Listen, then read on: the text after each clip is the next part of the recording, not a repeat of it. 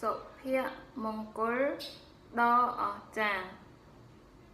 តើអ្នកមានសេចក្តីសុខឬទេតើពេលណាដែលអ្នកគិតថាមានសុភមង្គលបំផុតតើអ្នកគិតថាសុភមង្គលនោះស្ថិតស្ថេរនៅជាមួយអ្នកជាដរាបដែរឬទេព្រះបង្កើតមនុស្សលោកមកដើម្បីរស់នៅយ៉ាងសុខសាន្តជាមួយនឹងទ្រង់ប៉ុន្តែមនុស្សមិនបានស្ដាប់បង្គាប់ព្រះហើយក៏ប្រព្រឹត្តបាបទាស់នឹងទ្រង់ហើយក៏បានបែរចេញពីទ្រង់លទ្ធផលកង្វល់ភាពភ័យខ្លាចសេចក្តីស្លាប់តែឯព្រះទ្រង់មានពេញដោយសេចក្តីមេត្តាករុណាដល់មនុស្សដែលមានពេញដោយអំពើបាបទ្រង់ក៏បានចាត់ព្រះយេស៊ូវគ្រីស្ទឲ្យមកក្នុងលោកីយ៍ទុកជាថ្លៃលុះបាបដល់យើងរាល់គ្នាវិញ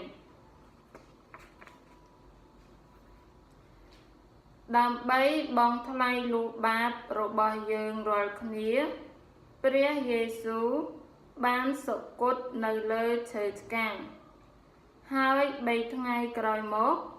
ទ្រង់ក៏មានព្រះជន្មរស់ឡើងវិញ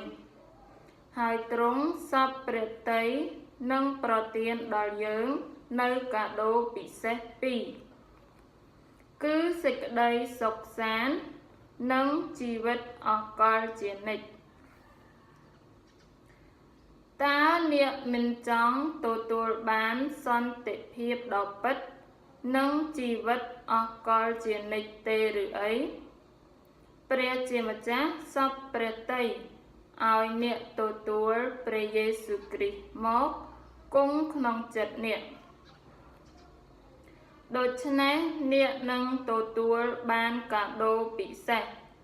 គឺជីវិតអកលជានិច្ចនិងការរស់នៅប្រកបដោយសុខសន្តិភាពខណៈពេលនេះព្រះយេស៊ូវកំពុងតែគោះទ្វារចិត្តរបស់អ្នកពេលនេះជាពេលដែលអ្នកត្រូវការធ្វើការសម្រេចចិត្តគឺការរស់នៅក្នុងលោកីយ៍ដែលពេញដោយទុក្ខព្រួយនិងភាពភ័យខ្លាចហើយក្រោយពីស្លាប់ទៅត្រូវរងទុក្ខវេទនាជាដរាបអកលនៅក្នុងឋាននរកឬក៏ទទួលយកព្រះយេស៊ូវបានទទួលនៅសន្តិភាពដ៏ពិតនិងជីវិតអកលជានិច្ចតើអ្នកទទួលយកព្រះយេស៊ូវទុកជាព្រះអង្គម្ចាស់របស់អ្នកទេអ្នកបានធ្វើការសម្រេចចិត្តដ៏សំខាន់ណាស់សូមអធិដ្ឋានដូចតទៅនេះអោព្រះវរបិតាអើយទូលបង្គំជាមនុស្សមានបាបសូមអត់ទោសដល់ទូលបង្គំដោយការកែប្រែចិត្តរបស់ទូលបង្គំផងដែរខ្ញុំជឿដោយសារតែអំពើបាបរបស់ទូលបង្គំព្រះយេស៊ូវបានសុគតនៅលើឈើឆ្កាងហើយទ្រង់ក៏បានមានព្រះជន្មរស់ឡើងវិញនាពេលនេះសូមយាងចូលមកគង់ក្នុងបល្ល័ង្កចិត្តរបស់ទូលបង្គំផងដែរ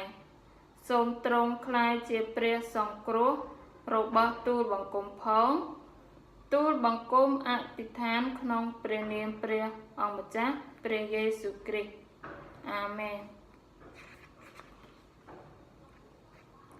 ឥឡូវនេះនៅពេលដែលអ្នកបានទទួលព្រះយេស៊ូវគ្រីស្ទមកក្នុងចិត្តរបស់អ្នកហើយអ្នកបានក្លាយជាកូនរបស់ព្រះសូមចេញទៅដើម្បីនឹងថ្វាយបង្គំ ព្រះនៅក្នុងព្រះវិហារដែលចិត្តនឹងផ្ទះរបស់អ្នកហើយសូមឲ្យជីវិតរបស់អ្នកមានសុភមង្គលដោយការស្ដាប់ព្រះបន្ទូលនៃព្រះនិងការអធិដ្ឋានផងដែរសូមព្រះប្រទានពរដោយសេចក្តីស្រឡាញ់ដ៏បរិបូរណ៍របស់ទ្រង់ផងដែរ